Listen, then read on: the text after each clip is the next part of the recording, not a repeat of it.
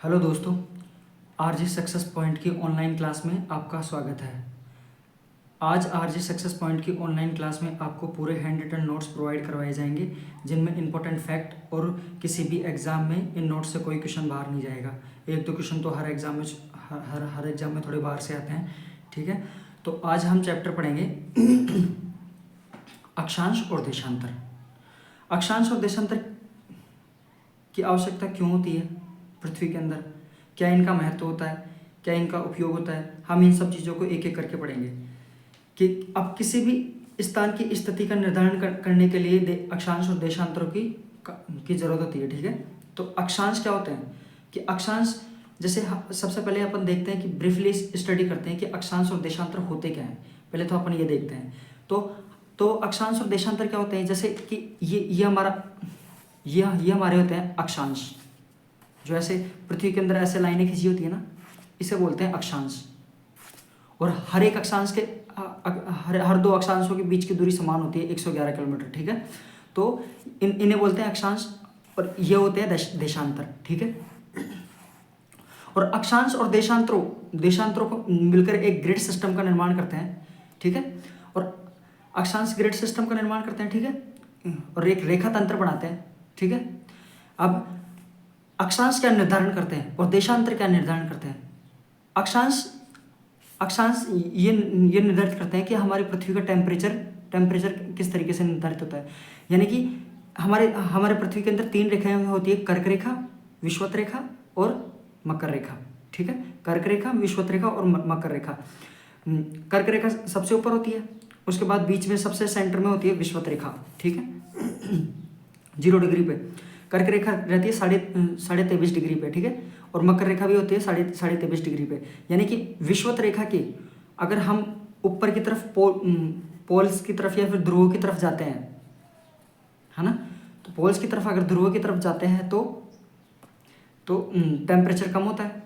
और विषुवत रेखा के नीचे की तरफ जाते हैं तो भी टेम्परेचर कम होता है, ठीक है। विषुवत रेखा पे सर्वाधिक टेम्परेचर रहता है, ठीक है, ठीक है। तो इसका मतलब निर्धारण कौन करता है, अक्षांश निर्धारित करते हैं कि किस जगह पर टेम्परेचर कितना रहता है, ठीक है। और उसी तरीके से देशांतर के बारे में पढ़ते हैं कि देशांतर क्या निर्धारित करते हैं। देशांतर समय निर्धारित करते हैं, ठीक है। ये देशांतर होते हैं ना अपने, ये समय निर्धारित करते हैं। जैसे सबसे पहले सूर्योदय होता है कि मतलब कि जैसे पूर्व दिशा के अंदर होता है। जब सबसे पहले सूर्योदय होगा तो इस साइड में सबसे पहले सुबह होगी, ठीक है। तो इस तरीके से सारी पृथ्वी के ऊपर सारा प्रकाश आएगा, उस तरीके से सबसे लास्ट में प्रकाश इस जगह पे पहुंचता है, ठीक है। इस तरीके से होता है। तो इस तरीके से देशांतर समय का निर्धारण करता है और अक्षांश नहीं, देशांतर किसका निर्धारण करता है, देशांतर समय का निर्धारण करता है और अक्षांश होते हैं जो हमारे तापमान का निर्धारण करते हैं। और उसी तरीके से अब देशांतर और जो अक्षांश मिलकर एक रेखा तंत्र का निर्माण करते हैं, यानी कि ग्रिड सिस्टम का निर्माण करते हैं। ग्रिड सिस्टम हम मतलब कि कौन सा देश कौन सी जगह पे है, किसी जगह की स्थिति या फिर लोकेशन बताने के लिए रेखा तंत्र या फिर ग्रिड सिस्टम द्वारा देखा जाता है। कि यानी ग्रिड सिस्टम क्या करता है कि मैपिंग और उसकी स्थिति और यानी उसके लोकेशन के बारे में बताया जाए कि कितने डिग्री पर कौन सी जगह पे कौन सा देश शामिल है, ठीक है। ये सारी चीज़ें ग्रिड सिस्टम बताता है, ठीक है।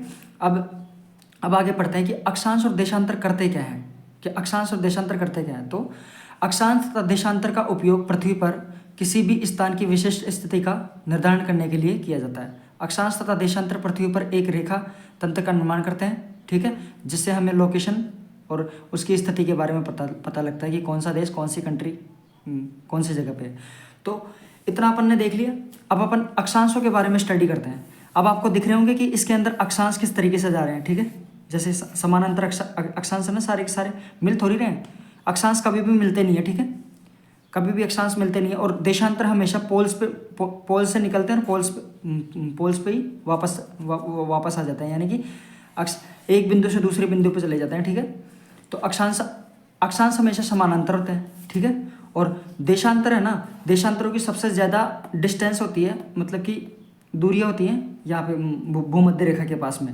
और सबसे कम दूरी होती है पोल्स के पास में। जैसे जैसे पोल्स की तरफ जाते हैं तो देशांतरों के बीच की दूरी घटती जाती है, ठीक है। चाहे नॉर्थ में चले जाओ चाहे साउथ में चले, नॉर्थ पोल में जाओ चाहे साउथ पोल में जाओ, ठीक है। विषुवत रेखा पर सर्वाधिक रहती है 100, हर दो देशांतरों के बीच की अधिकतम दूरी रहती है 111 किलोमीटर विषुवत रेखा पे। और हर हर अक्षांश के बीच में और हर अक्षांश के बीच में हर दो अक्षांशों के बीच की दूरी कितनी रहती है, इसमें भी 111 किलोमीटर होती है, ठीक है। अब अपन पढ़ते हैं कि नॉर्मल, मैंने बेसिक स्टडी बता दी, अब आगे अपन पढ़ते हैं कि अक्षांश क्या होते हैं, देशांतर क्या होते हैं, ठीक है। तो अक्षांश के बारे में स्टडी करने के लिए अपन नोट्स के थ्रू स्टडी करेंगे, ठीक है। तो नोट्स के थ्रू देखते हैं अपन।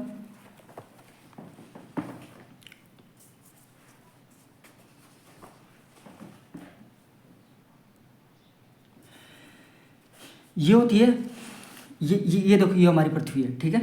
अब ये अक्षांश देखो, आप खुद देखो अक्षांशों को, ये वृत्ताकार होते हैं, ठीक है, यानी कि इस तरीके से घुमावदार शेप में होते हैं, ठीक है। यानी कि 360 डिग्री, यानी एक तरीके से पूरा पृथ्वी को रोटेट करते हैं, पूरा पृथ्वी को कवर करे हुए हैं, ठीक है। ये मैंने बताई थी आपको, ये कर्क रेखा, ये विषुवत रेखा, ये मकर रेखा, ठीक है। ये होता है उत्तरी ध्रुव, नीचे की तरफ रहता है दक्षिणी ध्रुव, ये आर्कटिक व्रत है, ठीक है। उसके बाद अपन पृथ्वी के बारे में पढ़ लिया। अब अपन पढ़ते हैं अक्षांश और देशांतरों के बारे में। अब अपने दिमाग में क्वेश्चन बन रहा होगा कि अक्षांश क्या होते हैं, ठीक है। तो अक्षांश क्या होते हैं, तो मैं आपको बताता हूं कि अक्षांश क्या होते हैं। तो अक्षांश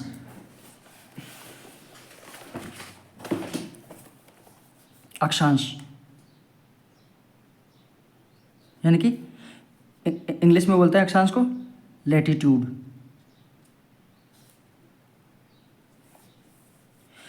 ये हमारी पृथ्वी है, ठीक है। ये पृथ्वी बना दिया अपन ने।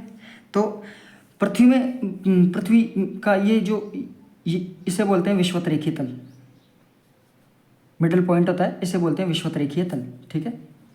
विषुवत रेखीय तल, रेखीय तल, ठीक है। इसे 0 डिग्री देते हैं, ठीक है। ये नॉर्थ पोल है और ये अपना साउथ पोल है, ठीक है। ये अपना साउथ पोल है, नॉर्थ पोल हो गया और ये अपना हो गया साउथ पोल, ठीक है। अब क्या होते हैं ये अक्षांश। तो अक्षांश ये अपन ने तो ऐसे इस तरीके से बनाया, ठीक है। तो ये तो अपना मैंने विषुवत रेखा के बारे में बताई, विषुवत रेखा भी इस तरीके से घूम के ऐसे आती है, ठीक है। इसको यहाँ मान लो अपना सेंटर पॉइंट, ठीक है, छोड़ो कोई दिक्कत नहीं है, ये अपना सेंटर पॉइंट है, ठीक है। तो इस तरीके से, तो ये विषुवत रेखीय तल हो गया, ठीक है। विषुवत रेखीय जब ये तल हो गया तो एक बात बताइए मेरे को कि अब अपन ऊपर की तरफ जाते हैं। अब अपन अक्षांश की डेफिनेशन क्या होती है कि अक्षांश की डेफिनेशन होती है पृथ्वी की सतह पर, यानी कि पृथ्वी की अपनी सतह पर किसी भी स्थान का अक्षांश, यानी किसी भी स्थान का जो अक्षांश है, यानी उसको लेने के लिए किसी भी स्थान का अक्षांश की विषुवत रेखीय तल से कोणीय दूरी को दर्शाता है। यानी कि मैंने जैसे कोई अक्षांश लिया, ये अपनी अक्षांश है, ये एक अक्षांश 0 डिग्री अक्षांश हो गया, ठीक है, भूमध्य रेखीय तल पे, ठीक है। तो उसके बाद जैसे मुझे यहाँ का अक्षांश लेना है, ठीक है। अब यहाँ का अक्षांश लगभग, अब अगर कोणीय डिग्री के हिसाब से देखा जाए तो मान लो 60 डिग्री है, 60 डिग्री होता है। अब ये होता है, ये विषुवत रेखीय तल है, तो ये पृथ्वी का अपना सेंटर पॉइंट हुआ। यानी कि सेंटर पॉइंट का मतलब जैसे ये अपनी पृथ्वी है, गोल पृथ्वी है। अब ये अपनी गोल पृथ्वी, तो जैसे कोई बॉल है, उसको हम 2 भागों में कट कर दें, ठीक है। 2 भागों में कट करने के बाद उसका सेंटर पॉइंट बिल्कुल बीच में रहता है, उसी तरीके से सेंटर पॉइंट ये है, ठीक है। तो यहाँ से विषुवत रेखीय तल से किसी भी अक्षांश की स्थिति दर्शाने के लिए उसके विषुवत रेखीय तल से कोणीय दूरी का निर्धारण किया जाता है। किस तरीके से, जैसे अब ये अपना विषुवत रेखीय तल का सेंटर पॉइंट है, ठीक है, यानी हमारी पृथ्वी का सेंटर पॉइंट। तो यहाँ से मान लो कोई अक्षांश अपन को लेना है, तो यहाँ से आप कोई अक्षांश अपन को ले रहा है, ठीक है। अब इसके बीच में कितने डिग्री का कोण बन रहा है, आप देखिए, विषुवत रेखीय तल से 60 डिग्री का कोण बन रहा है ना, ठीक है। यहाँ पे 60 डिग्री का कोण बन रहा है। अब अपन को जैसे 30 डिग्री का अक्षांश लेना है, तो इस तरीके से 30 डिग्री का अक्षांश हो गया, ठीक है। ये 30 डिग्री का अक्षांश हो गया। अब इसके बीच में आप कोण बताइए कितने का बन रहा होगा, इसमें 30 डिग्री का कोण बन रहा है, ठीक है। इस तरीके से समझ गए आप। ऐसे ही नीचे की तरफ अपन यहाँ नीचे की तरफ 30 डिग्री का बनाते हैं। जैसे यहाँ का मैंने अक्षांश लिया, तो ये अक्षांश मैंने ले लिया, ठीक है। अब ये अक्षांश मैंने 30 डिग्री का लिया, तो यहाँ से कोण कितना बन रहा है देखो आप, 30 डिग्री का, ठीक है। बन रहा है कि नहीं बन रहा, ठीक है। और हाईएस्ट कोण कितना बन सकता है बताइए। जैसे ये इसका मिडिल पॉइंट है, ठीक है। अब हाईएस्ट कोण इसका 90 डिग्री पे बन सकता है, ठीक है। यानी कि विषुवत रेखीय तल से हाईएस्ट कोण बन सकता है 90 डिग्री पे, साउथ पोल पे भी, इधर भी 90 डिग्री, ठीक है। तो अब एक बात बताओ, जैसे मैंने पृथ्वी को आधा कर दिया, जैसे वो कोई बोला उसको आधा कर दिया मैंने, तो उसमें कितने मुख्य केंद्र से विषुवत रेखीय तल से कितने डिग्री का एंगल बन सकते हैं लास्ट हाईएस्ट, 90 डिग्री का, ठीक है। तो अपनी ये सीधी इसमें कितने अक्षांश होते हैं, 90 डिग्री का यानी 60 डिग्री का हो गया। इसी तरीके से 90 डिग्री तक अक्षांश रहते हैं नीचे भी और ऊपर भी, ठीक है। नॉर्थ पोल पे भी और साउथ पोल तक भी, ठीक है। तो अक्षांश कितने हुए टोटल, टोटल अक्षांश हो गए 90 ऊपर वाले नॉर्थ पोल पे भूमध्य रेखीय तल से यानी विषुवत रेखीय तल से ऊपर 90 अक्षांश हो गए, और 90 नीचे हो गए साउथ पोल की तरफ, ठीक है। और एक अपना ये 0 डिग्री वाला और है, प्लस कितने हो गए 181 डिग्री अक्षांश हो गए। टोटल कितने होते हैं टोटल अक्षांश 181, ठीक है। अब अपन देखते हैं कि अक्षांश रेखाएं क्या होती हैं। अक्षांश रेखाओं की संख्या कितनी होती है, कोई कमेंट बॉक्स में आंसर दो इसकी अक्षांश रेखाओं की संख्या का कितनी होती है, ठीक है, बताइए। अब अक्षांश रेखाओं की बात आ जाती है, तो एक बात मैं आपको बता दूं पहले से ही कि नॉर्थ पोल और साउथ पोल एक बिंदु के रूप में रहते हैं, ठीक है। ये अक्षांश हमेशा पूरी पृथ्वी में वर्ताकार रहते हैं, पूरे के पूरे, यानी राउंड शेप में रहते हैं, ठीक है। ये अक्षांश रेखाएं होती है। अब नॉर्थ पोल और साउथ पोल पे तो कोई रेखा ही नहीं बन रही ना, वर्ताकार कोई रेखा थोड़ी बन रही है, यहाँ ओनली बिंदु बन रहा है, ठीक है। नॉर्थ पोल और साउथ पोल पे क्या बन रहा है, बिंदु। तो नॉर्थ पोल और साउथ पोल पे जो बिंदु बन रहा है, यहाँ रेखाएं थोड़ी बन रही है, अक्षांशीय रेखा थोड़ी बन रही है, तो माइनस कर दो इसमें 2 नॉर्थ पोल और साउथ पोल का, ठीक है। तो टोटल कितनी अक्षांश रेखाएं होती है 179, ठीक है। अक्षांश रेखाओं की संख्या कितनी 179, क्योंकि नॉर्थ पोल व साउथ पोल बिंदु के रूप में रहते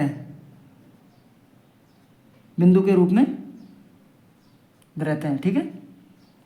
अब अपन पॉइंट आगे पढ़ते हैं। एक बात मैं आपको और बताता हूँ, जैसे ये अपनी पृथ्वी है, ठीक है, देख रही है, ये अपनी पृथ्वी है, ठीक है। तो ये अपनी पृथ्वी है ना, तो इसमें एक बात बताओ मेरे को, अक्षांश कैसे चलते हैं, इस तरीके से चलते हैं ना, ठीक है। इस तरीके से अपने अक्षांश चल रहे हैं, ठीक है। तो इस तरीके से टोटल 181 अक्षांश रहते हैं, ठीक है। अब प्रत्येक अक्षांश के बीच की दूरी कितनी रहती है,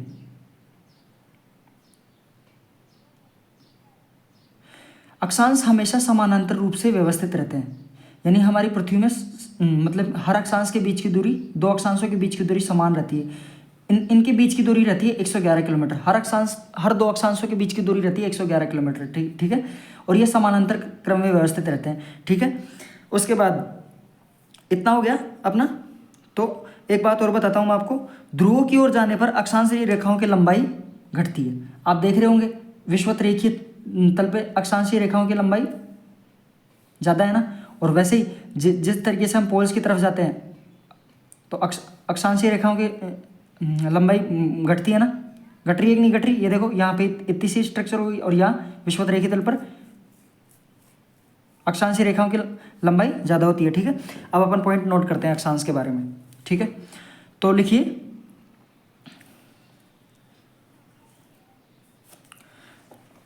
डायरेक्ट देख लेते हैं, इसमें टाइम की थोड़ी बचत होगी, ठीक है। तो अपन पढ़ते हैं अक्षांश के बारे में।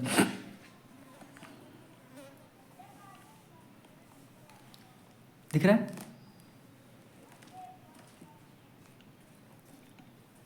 तो पृथ्वी पर कुल कितने अक्षांश होते हैं, 181 अक्षांश बता दिया मैंने आपको। 90 degree plus 90 degree plus 0 degree कितने हो गए टोटल 181 अक्षांश होते हैं। और अक्षांशीय रेखाओं की संख्या कितनी होती है? 179। क्योंकि इसका रीजन मैंने बता दिया आपको, ध्रुव पर केवल एक बिंदु होता है, तो नॉर्थ पोल और साउथ पोल पर दो बिंदु हो गए, तो 181 में से दो गए तो 179, ठीक है। और ये और एक बात है, अक्षांश दो अक्षांशों के बीच की एक दूसरे के समानांतर होते हैं, मतलब दो अक्षांश एक दूसरे के समानांतर होते हैं, यानी कि हमारी पृथ्वी में जितने भी अक्षांश है वो एक दूसरे के समानांतर होते हैं, ठीक है। और दो अक्षांशों के बीच की दूरी कितनी होती है? मैंने बता दिया 111 किलोमीटर। ध्रुवों की ओर जाने पर अक्षांशीय रेखाओं की लंबाई घटती है। ध्रुवों की ओर जाते हैं तो जैसे विषुवत रेखीय तल पर अक्षांशीय रेखाओं की लंबाई कितनी ज़्यादा है, ठीक है। जैसे जैसे हम पोल्स की तरफ जाते हैं तो अक्षांशीय रेखाओं की लंबाई घटती जाती है, ठीक है। और 0 से 30 डिग्री पर निम्न अक्षांश होते हैं, और 30 से 60 डिग्री पर मध्य अक्षांश होते हैं, और 60 से 90 डिग्री पर उच्च अक्षांश होते हैं, ठीक है। अब इतना हो गया अपना कंप्लीट, ठीक है, इतना कंप्लीट हो गया। अब अपन देशांतर के बारे में पढ़े, ठीक है, पढ़े आगे। तो एक बात और मैं आपको बता देता हूँ कि जैसे ये अक्षांश होता है ना, ठीक है, जैसे ये अक्षांश मैंने बनाए, ठीक है, ये अपनी भूमध्य रेखा है, ये अपनी कर्क रेखा है, इस तरीके से अपनी मकर रेखा है, इनके बीच में इनके ऊपर अक्षांश रहते हैं, ठीक है। तो एक बात और बताता हूँ कि जैसे ये नॉर्थ पोल है, ये साउथ पोल है, ठीक है, ये नॉर्थ पोल है, ये साउथ पोल है, ठीक है, ठीक है। और एक बात और बताता हूँ, अक्षांश के बढ़ने के साथ तापमान कम होता है। जैसे अक्षांश इधर बढ़ रहे हैं, यानी कि ये 0 डिग्री हो गया अपना, और ये अपना जैसे 30 डिग्री हो गया, ये अपना 60 डिग्री हो गया, ये 90 डिग्री हो गया। तो अक्षांश बढ़ने के साथ तापमान कम होता है, यानी अक्षांश बढ़ रहे हैं, ठीक है, 90 डिग्री। तो 90 डिग्री पर सबसे ज़्यादा अक्षांश मतलब तापमान, सबसे कम तापमान रहता है, यानी अक्षांश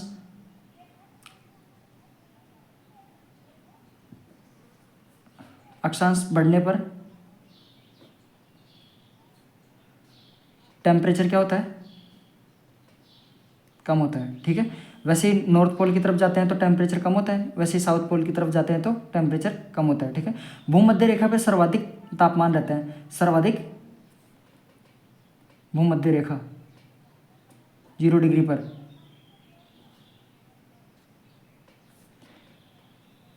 सर्वाधिक टेम्परेचर। अब मैं आपको एक पॉइंट कुछ एक पॉइंट और अपन को देखने हैं, तो उससे पहले मैं ये पृथ्वी की स्ट्रक्चर बनाता हूँ। आपको कुछ चीज़ें समझानी है कि किस तरीके से टेम्परेचर का निर्धारण करती हैं अक्षांशीय रेखाएं। जैसे ये मैंने पृथ्वी बनाई,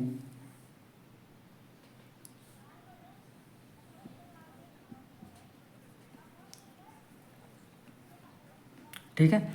तो ये अपना 0 डिग्री है, देखिए ध्यान से, ये अपना 0 डिग्री है, ठीक है। अब यही अपना विषुवत रेखीय तल होता है, ठीक है। ये अपना क्या होता है? विषुवत रेखीय तल, यानी कि ये 5 डिग्री तक फैला होता है। तो विषुवत रेखीय यानी इक्वेटोरियल रीजन, विषुवत रेखीय, आप इस पॉइंट को नोट कीजिएगा। ये वाला डायग्राम साथ में बनाइए, विषुवत रेखीय तल यानी इक्वेटोरियल रीजन।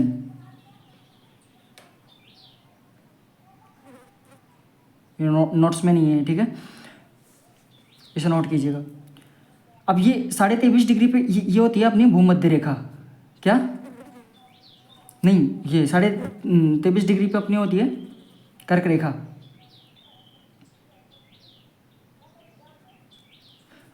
और एक पॉइंट मैं आपका और क्लियर करता हूँ कि जैसे भूमध्य रेखा से अपन ऊपर जाते हैं ना, तो जैसे 23.5 डिग्री ऊपर की तरफ गए तो नर्दर्न हेमिस्फीयर हो गया। तो और 23.5 डिग्री नीचे की तरफ गए तो उसे बोल देता है सर्दर्न हेमिस्फीयर, ठीक है। यानी कि दो भूमध्य रेखा अपने जो पृथ्वी है उसको दो भागों में बांटती है, एक तो सर्दर्न हेमिस्फीयर, एक नर्दर्न हेमिस्फीयर, ठीक है। तो ये उत्तरी अक्षांश, ये दक्षिणी अक्षांश, ठीक है।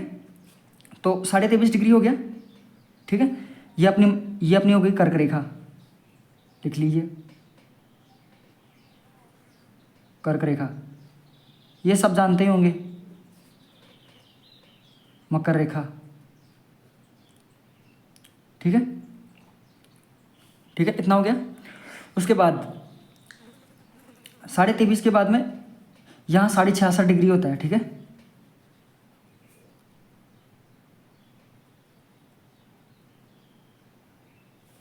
उसी तरीके से नीचे भी 66.5 होता है, ठीक है। अभी बताऊंगा मैं आपको, ठीक है। अब मैं आपको एक बात बताता हूँ कि किस तरीके से वन अपनी पृथ्वी के ऊपर पाए जाते हैं, कि किस किस जलवायु के पेड़ पौधे पाए जाते हैं। तो ठीक है, तो एक बात मैं आपको बताता हूँ कि ये अपना विषुवत तल है ना, इक्वेटोरियल रीजन, 0 से 5 डिग्री के बीच में, 0 से 5 डिग्री के बीच में, ठीक है। तो इसके बीच में अपने, इसे बोलते हैं ट्रॉपिकल जोन, उष्णकटिबंधीय। ये तो विषुवत रेखीय तल होता है, ठीक है। और 5 डिग्री से लेके 23.5 डिग्री के बीच में ये होता है अपना थोड़ा ट्रॉपिकल जोन, यानी कि इसे बोलते हैं इंग्लिश में टायर्ड जोन,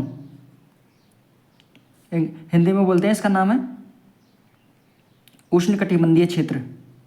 यहाँ लिख देता हूँ, उष्ण कटिबंधीय क्षेत्र,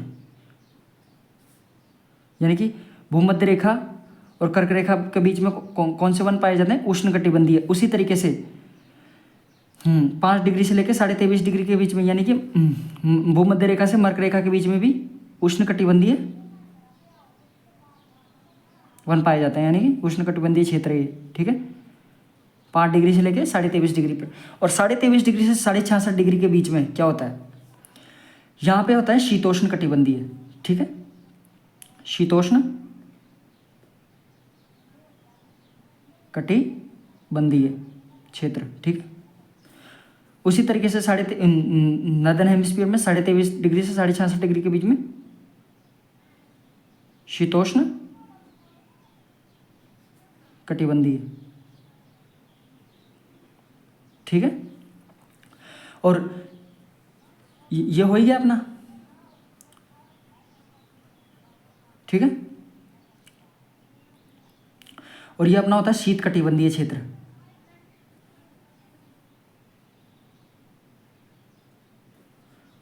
ये अपने पोल्स आ ही गए, शीत कटिबंधीय क्षेत्र पोल्स पर 66.5 या 90 डिग्री पर, यानी कि यहाँ इस पोल्स पर, ठीक है, ठीक है। और एक बात मैं और आपको बताता हूँ कि ये अपना हो गया 23.5, ठीक है। अब ये शीतोष्ण कटिबंधीय मैंने आपको बताया ना। अब एक बात और बताता हूँ मैं कि ये जो शीतोष्ण कटिबंधीय है ना और उष्ण कटिबंधीय है, इन दोनों के बीच में भी वन पाए जाते हैं। और वो कौन से वन होते हैं, मैं अभी यहाँ पे डिफरेंस समझा देता हूँ।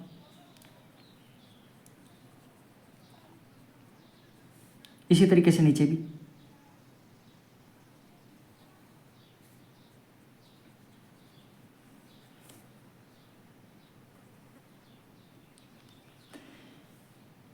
तो 25 डिग्री से 30 डिग्री इसके बीच में पाए जाते हैं उपोष्ण क्षेत्र।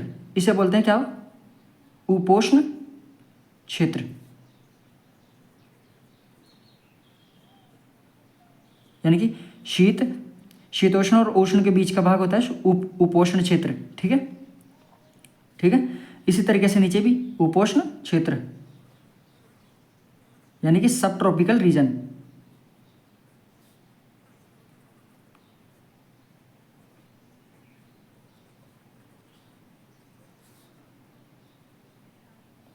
ठीक है। हो गया इतना। और शीत कटिबंधीय को क्या बोलते हैं, शीतोष्ण कटिबंधीय को, शीतोष्ण कटिबंधीय को इंग्लिश में बोलते हैं टेम्परेट जोन। यहाँ इंग्लिश में कौन सी जगह नाम लिखूं, ठीक है, कोई दिक्कत नहीं है, यहाँ लिख देता हूँ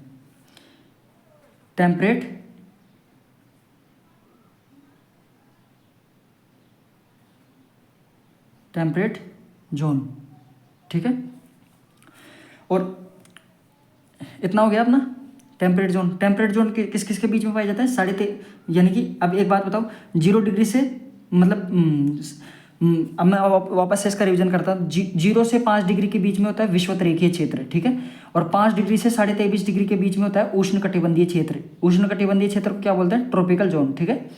और 23.5 डिग्री हो गया, ठीक है। अब 25 डिग्री से 30 डिग्री के बीच में क्या होता है? उपोष्णकटिबंधीय क्षेत्र, यानी उपोष्ण क्षेत्र, यानी सब ट्रॉपिकल जोन, ठीक है। और सब ट्रॉपिकल जोन से ऊपर कौन सा आता है? यानी कि 30 डिग्री से 66.5 डिग्री के बीच में शीतोष्ण कटिबंधीय क्षेत्र आता है, जिसे हम क्या बोलते हैं? टेम्परेट जोन, ठीक है। और 66.5 डिग्री से ऊपर क्या आता है? शीत कटिबंधीय क्षेत्र, यानी 66.5 से पोल्स तक शीत कटिबंधीय क्षेत्र आता है, ठीक है। ठीक है, इतना हो गया, समझ में आ गया। तो आपको समझ में आया किस तरीके से कि विषुवत रेखा से ऊपर की तरफ जाने पर टेम्परेचर कम हो रहा है ना, उसी तरीके से विषुवत रेखा विश्व से नीचे की तरफ जाने पर क्या हो रहा है? टेम्परेचर यहाँ भी कम हो रहा है, ठीक है। सबसे ज़्यादा टेम्परेचर कौन सी जगह पे? विषुवत रेखा पे, ठीक है। इतना समझ में आया? कॉन्सेप्ट क्लियर हुए?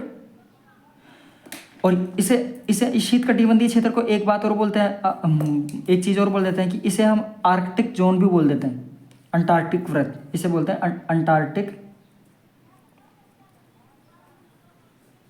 वृत्त, ठीक है। और ऊपर वाले को बोलते हैं आर्कटिक जोन, इस वाले को, पोल्स के पास वाले को आर्कटिक जोन। इतना अपने नोट्स में ये चीज़ नहीं थी, तो आप इसे नोट कीजिएगा। नोट कर लिया? नोट्स में कुछ चीज़ें नहीं लिखी हुई थी, तो मैंने सोचा कि अब अपन पढ़ा देते हैं, मैं खुद ही पढ़ाता हूँ पूरा चैप्टर, ठीक है। अगला टॉपिक है देशांतर। लिखिए देशांतर।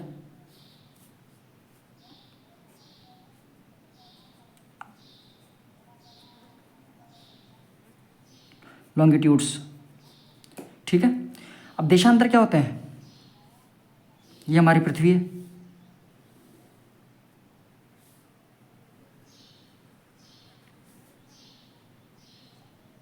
ठीक है।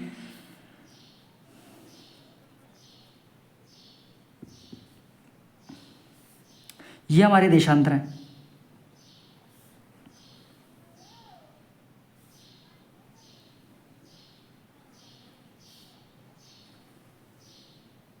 ठीक है।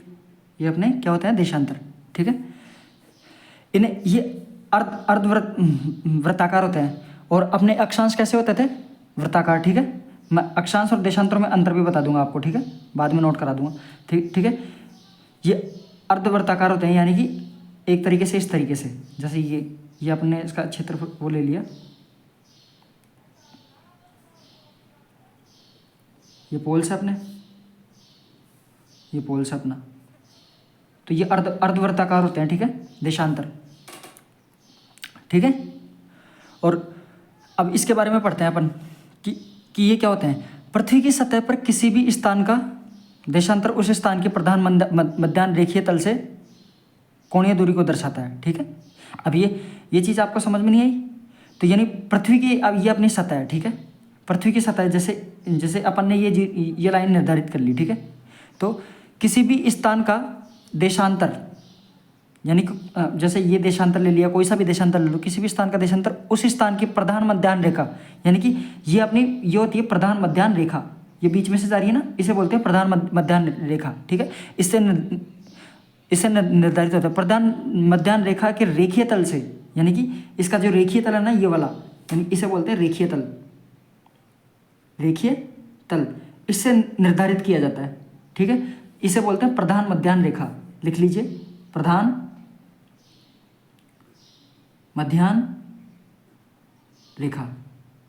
यानी कि दोबारा परिभाषा बताता हूं मैं कि पृथ्वी की सतह से, यानी ये पृथ्वी की सतह अंदर वाली, मैंने सेंटर पॉइंट की बात की थी कि सेंटर पॉइंट से कोई रेखा जाती है तो उसे प्रधान मध्याह्न रेखा बोल देते हैं, ठीक है।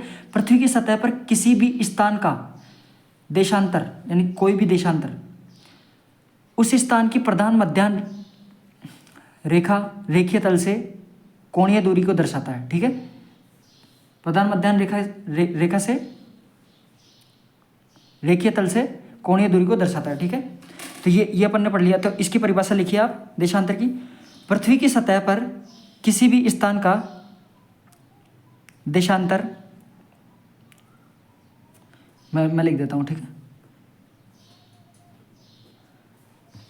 पृथ्वी की सतह पर किसी भी स्थान का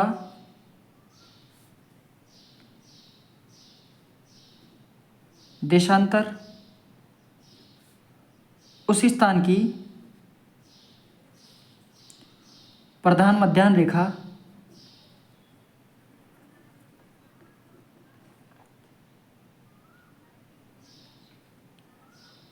प्रधान मध्याह्न रेखीय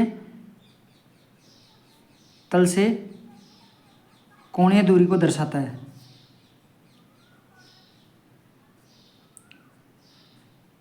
हम सब सारी चीज़ें शॉर्ट में लिखेंगे, ठीक है, ठीक है, इतना लिख लिया आपने। अब मैंने एक बात बताई आपको कि देशांतर कैसे होते हैं, अर्धवृत्ताकार यानी कि सेमी सर्कल, ठीक है। अब जी जब ये अर्धवृत्ताकार है, ठीक है, ठीक है, तो एक बात बताओ मेरे को, एक बात बताओ, ये हो गया एक अक्षांश, मतलब कि ये हो गया एक देशांतर, ये दूसरा, ये तीसरा, इस तरीके से टोटल कितने अक्षांश होते हैं?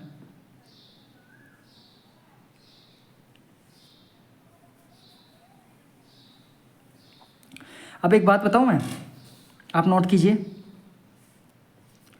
अब इस तरीके से एक बात बताओ, टोटल देशांतर कितने होते हैं? 300। अब इसमें एक बात बताओ, इस एक पूरे वृत्त में कितने डिग्री का एंगल बन सकता है? 360 डिग्री का, ठीक है। तो 360 तो देशांतर रेखाओं की संख्या होंगी, क्योंकि जैसे एक ही हो गया, एक देशांतर ये हो गया, इस तरीके से कितने हो सकते हैं? 1 डिग्री ये देशांतर हो गया, यहाँ 2 डिग्री हुआ, इस तरीके से 3 डिग्री हुआ, इस तरीके से कितने होते हैं टोटल? 360 डिग्री। एक बात हो रहा है कि इसमें एक अक्षांश यहाँ जाके वापस मिल भी जाता है, ठीक है। तो एक बात बताता हूँ मुझे, मानक देशांतर 361 होते हैं। कितने लिखिए? मानक देशांतर, मानक देशांतरों की संख्या कितनी होती है? 361, ठीक है। कितने होते हैं? 361। और देशांतर रेखाओं की संख्या होती है 360,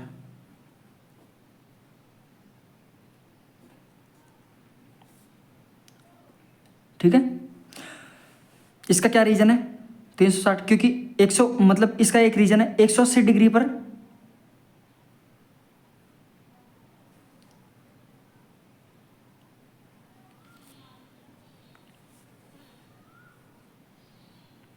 इसका ये रीजन है कि 180 डिग्री पर, यानी कि पश्चिम में यानी वेस्ट में, तथा 180 पूर्व यानी पूर्व में यानी ईस्ट के लिए एक ही रेखा होती है। यानी कि यहाँ एक ही रेखा, यानी अपन प्रधान मध्याह्न रेखा से निर्धारित करते हैं, ये पूर्व दिशा हो गई। तो इधर से कितना? 180 डिग्री, और इधर से पश्चिम में वेस्ट में इधर से भी 180 डिग्री, टोटल कितने हो गए? 360 डिग्री, ठीक है। अपन आगे बढ़ते हैं। आगे लिखिए, देशांतर रेखाएं एक अर्धवृत्त का निर्माण करती हैं। मैंने ये बात आपको बता दी, अर्धवृत्त निर्माण, शॉर्ट फॉर्म में लिख देते हैं सारे, ठीक है। और सभी देशांतर रेखाओं की लंबाई समान होती है। लंबाई सेम है ना इन सब की, इसकी भी सेम है, इसकी भी सेम है, इस तरीके से, ठीक है। तो सभी देशांतर रेखाओं की लंबाई समान,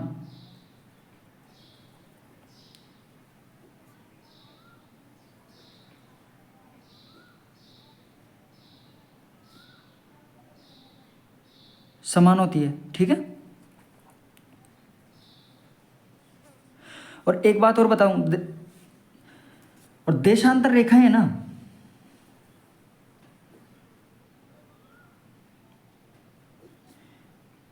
के बीच की दूरी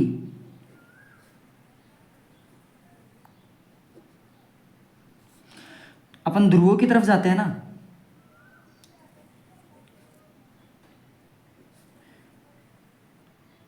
जाने पर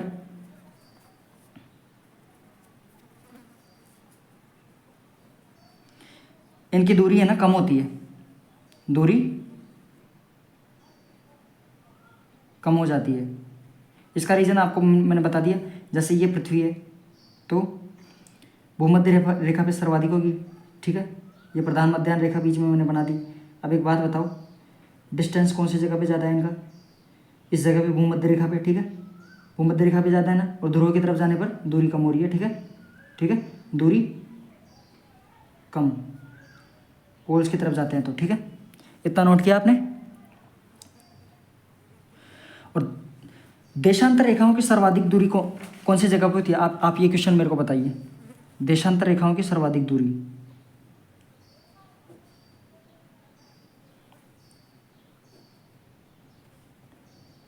सर्वाधिक दूरी कौन सी जगह पे है बताओ? विषुवत रेखा पे। देखो आप खुद देखिए, यहाँ पे डिस्टेंस ज़्यादा है, पोल्स की तरफ कम होता जा रहा है, तो विषुवत रेखा पे सर्वाधिक दूरी होती है। और वो कितनी होती है? ज़्यादातर एग्जाम में ये क्वेश्चन आ जाता है, 111 किलोमीटर, ठीक है। और अक्षांशों के बीच की दूरी कितनी थी? वो तो समांतर थी, यानी सारी रेखाएं समान थी, ठीक है, समान थी ना। तो उनके बीच की दूरी कितनी थी? उनके बीच की दूरी भी 111 किलोमीटर थी, ठीक है। और एक पॉइंट और लिखिए, इनका उपयोग किसके लिए किया जाता है देशांतर रेखाओं का? लिखिए, समय गणना के लिए उपयोग, समय गणना के लिए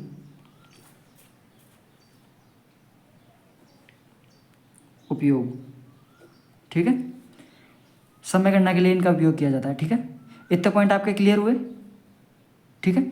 अब मैं आपको एक बात और बताता हूँ कि यहाँ पे आपको एक चीज़ समझ में नहीं आई कि वैसे तो देखा जाए तो जैसे कोई एक व्रत रहता है, उसमें हाईएस्ट कोण कितने बन सकता है? 360, ठीक है। तो हमारी पृथ्वी में भी 360 डिग्री कोण बन सकते हैं, ठीक है। तो एक बात बताओ मेरे को, जब अक्षांश, ये बात तो आपको समझ में आ गया कि 360 देशांतर रेखाएं किस तरीके से बनी। जैसे कि ये एक डिग्री देशांतर, ये 2 डिग्री, 3 डिग्री, ऐसे ऐसे करके कि पृथ्वी को ऐसे काट देते हैं बीच में से, तो 180 डिग्री पूर्व में, 180 डिग्री पश्चिम में, ठीक है। ये तो समझ में आ गया 360 डिग्री कैसे हो गया, ठीक है। आपको ये समझ में नहीं आता कि 361 कैसे हो गया, यानी कि 361 किस तरीके से बना। तो इसका रीज़न है 361 का रीज़न मैं आपको बताता हूँ। 361 का रीज़न इस तरीके से ये कि एक बात बताओ मेरे को, ये है पश्चिम। एक बात बताओ, आपने नक्शा देखा है कभी? देखा है ना? ये तो ग्लोब है अपना, यानी पृथ्वी है। अब इसको अपन फैला दें तो इस तरीके से फैल जाएगा, ठीक है। तो इधर अपना अमेरिका आ जाएगा, अमेरिका वगैरह सारे देश, इधर अफ्रीका, ठीक है। ये उत्तरी अमेरिका, दक्षिण अमेरिका, ठीक है, ठीक है। ये जैसे उत्तरी अमेरिका, ये अपना दक्षिण अमेरिका, ये अपना अफ्रीका, ये अपना यूरोप, ठीक है। ये अपना एशिया आ गया, ठीक है। ये अपना ऑस्ट्रेलिया, ठीक है। ये पूर्व दिशा हो गई, ठीक है।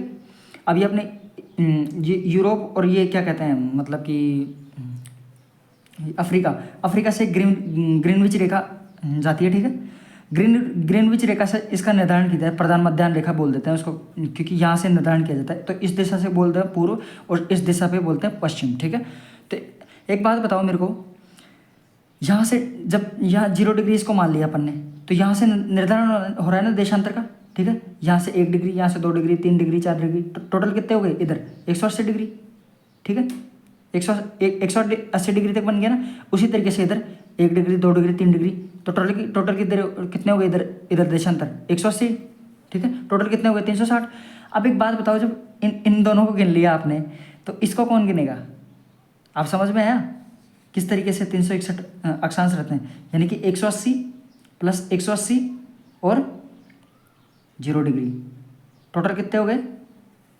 361, ठीक है। समझ में आया? तो आज की क्लास में अपन ने क्या क्या क्या क्या पढ़ा? अक्षांश और देशांतर। तो कल अपन पढ़ेंगे इसके बारे में कि देशांतर किस तरीके से समय का निर्धारण करते हैं। आज की क्लास में इतना ही। Thank you.